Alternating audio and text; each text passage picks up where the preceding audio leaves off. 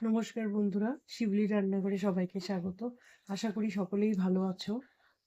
নিয়ে এসেছি আজকে একটা সাউথ ইন্ডিয়ান ডিশ, ধোসা আর দুটো রকমের চাটনি।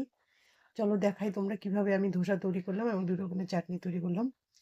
আর রাত এখন 10টা বাজে। আমি নিয়ে নিচ্ছি 1 গ্লাস বিউলির ডাল। ওই একই গ্লাসের হাফ গ্লাস নিয়ে নিচ্ছি আতপ চাল, নিয়ে নিচ্ছি খাওয়ার চাল, যেটাই তোমরা খাও, সেদ্ধ চাল হাফ। এটাকে আমি ভালো করে ধুয়ে পরিষ্কার করব। দিয়ে দিচ্ছি মেথি। আচ্ছা, মেথিটা দেওয়া খুব দরকার, মেথিটা দিতেই হবে, না হলে কালার আসবে না। ভালো করে ধুয়ে এবং যে পাত্রটাতে নিয়েছি সেই পাত্রটা ভরে জল দিয়ে ওভারনাইট এটাকে আমি রেখে দেবো। তোমরাও এইভাবে করবে। তারপরের দিন সকালবেলা দেখো, নেক্সট ডে সকালবেলা এই যে আমি সব চালগুলোকে ভালো করে আরেকবার ধুয়ে নিয়েছি এবং জলটাও ফেলে দিয়েছি। এবার এটাকে আমি মিক্সচারের সবচেয়ে বড় যে মিক্সার বাটিটা থাকে সেটার মধ্যে নিয়ে মিক্স করে নিব। একদম মিহি পেস্ট করব না, যেন একটু দানা দানা থাকে সেরকমভাবে পেস্ট করে নিব। তারপরে যেহেতু এখন সকাল 7:30 বাজে, এটাকে আমি পেস্ট করছি। সারা দিনের জন্য এটাকে আমি একটা কভার দিয়ে ঢাকা দিয়ে রাখবো। অতটুকু টাইম দিতে হবে, না হলে এটা ফার্মেন্টেশন হবে না। এই দেখো, এরকম ব্যাটার তৈরি করে নেবে এবং ঢাকা দিয়ে আমি রেখে দিচ্ছি। আর অন্যদিকে আমি তৈরি করে নিচ্ছি আলুর যে পুরটা হয় সেটাকে তৈরি করে নিচ্ছি। তার জন্য কড়াইতে তেল দিয়ে দিচ্ছি, মাস্টার অয়েল দিয়ে দিব, তেজপাতা, সর্ষে আর শুকনো লঙ্কা, কিছু কাঁচা লঙ্কা দিব আর পেঁয়াজ দিব। কাঁচা লঙ্কাগুলো কেটে নিচ্ছি ছোট ছোট করে। যখন ফোড়নটা হয়ে যাবে তখন আমি এর মধ্যে দিয়ে দিব একটু পেঁয়াজ। পেঁয়াজটা একটু বেশি করেই দিবে। সব কিছু যদি রেডি থাকে তাহলে খুব সময় লাগে না। আর বাচ্চাদের যদি টিফিন দাও তাহলে সব কিছুই আগের দিন রাত্রে করে রাখতে হবে। শুধু পরের দিন পেস্ট করে বানিয়ে দিতে হবে। দিয়ে দিচ্ছি কাঁচা লঙ্কা, পেঁয়াজ আর অল্প কারি পাতা। কারি পাতা গাছ আমার বাড়িতেই আছে, তাই একদম পাতার ডাঁটা শুদ্ধ ছিঁড়ে নিয়ে এসেছি। পেঁয়াজটা হালকা ভাজা ভাজা হয়ে গেলে দিয়ে দিব আমি এই যে বয়েল করে রাখা আলুগুলো। আলুগুলো আমি হাতে মেশ করে দিচ্ছি, যেমন সিঙ্গারার ভিতরে থাকে আলুগুলো আধা আধা, ওইভাবে দিয়ে দিচ্ছি।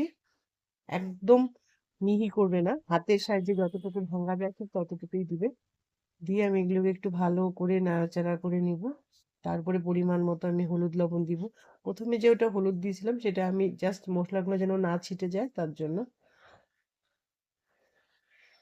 ভালো করে একটু নাড়াচাড়া করে নিব।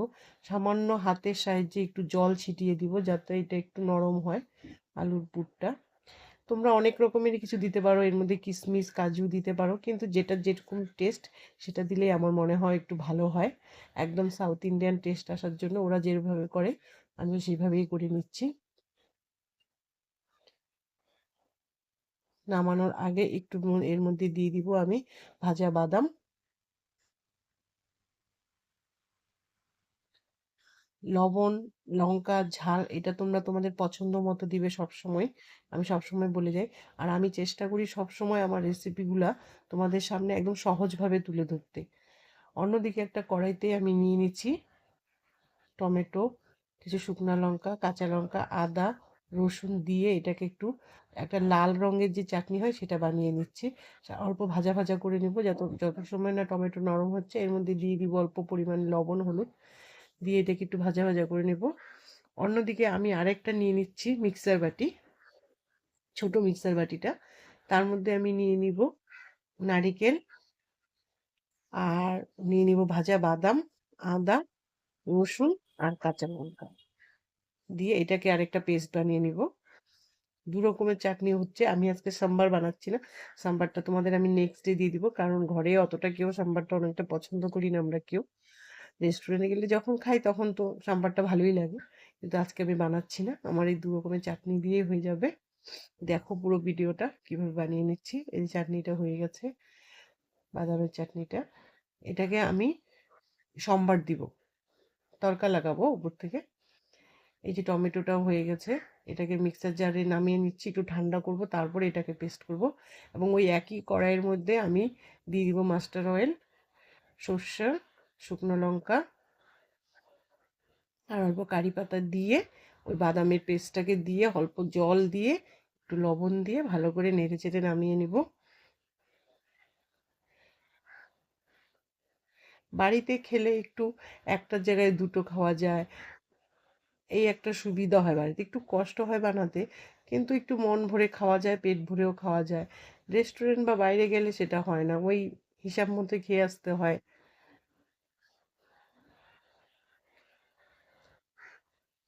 তোমরা কে কে ধোসা খাও আমাকে অবশ্যই কমেন্ট করে জানাবে, এবং কমেন্ট করবে কোথার থেকে দেখছো সেটাও মেনশন করবে, তাহলে আমার সুবিধা হয়। কমেন্ট পড়তে বন্ধুরা আমার ভীষণ মজা লাগে।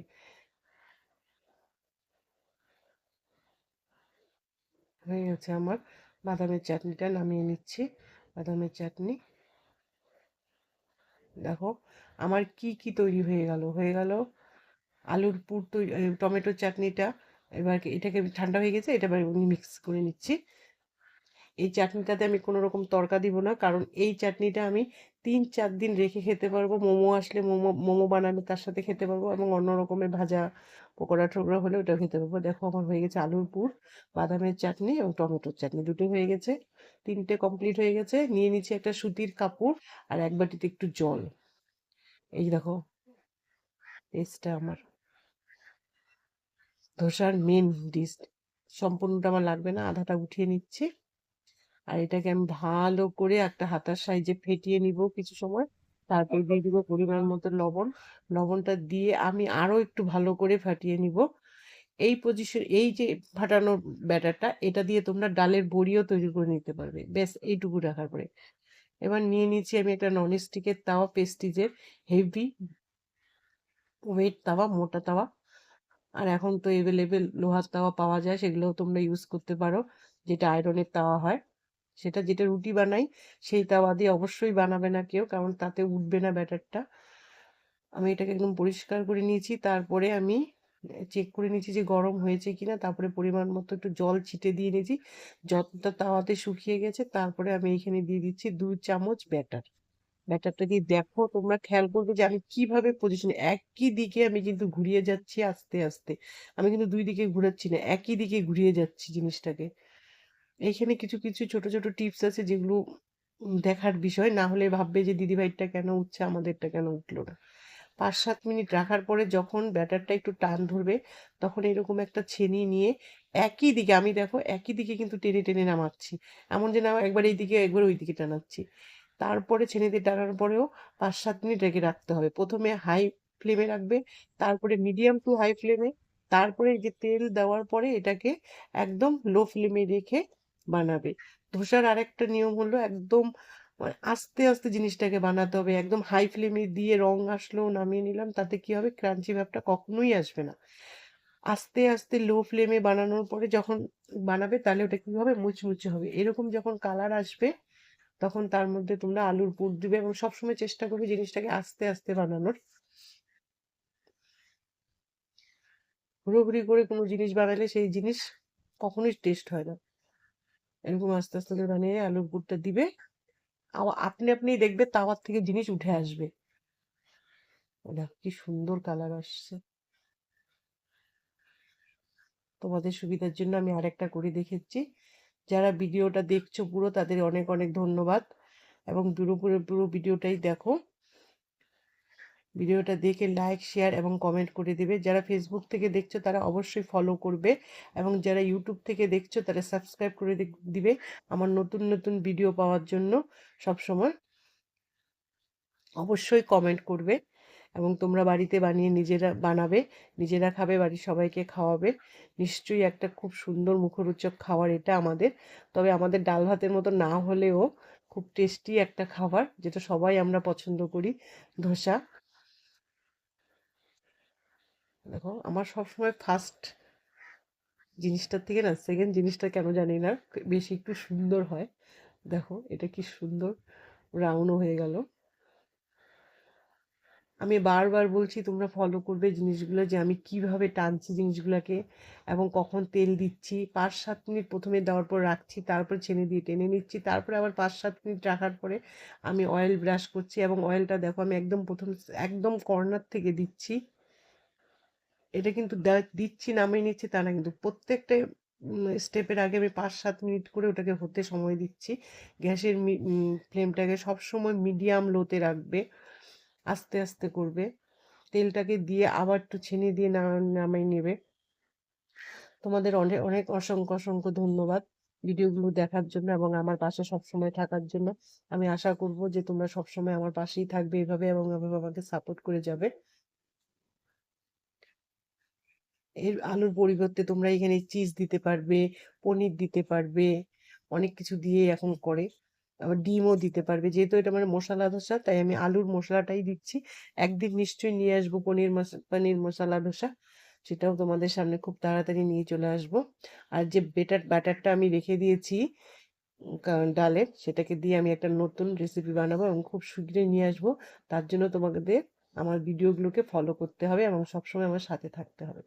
এই দেখো হয়ে গেছে দ্বিতীয়টাও। কি সুন্দর রং আসছে তাই না বন্ধুরা, বলো? প্লেটিং করে নিচ্ছি 2 রকমের চাটনি আর ধোসা দিয়ে। তোমাদেরকে আমি কেটেও দেখিয়ে দিচ্ছি। খুব সুন্দর মুচমুচে হয়েছে এবং যারা যারা খেয়েছে তারা তো প্রশংসা করেছেই।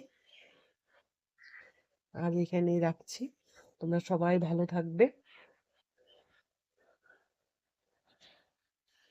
গুড নাইট বন্ধুরা, এভাবে বানিয়ে খাবে।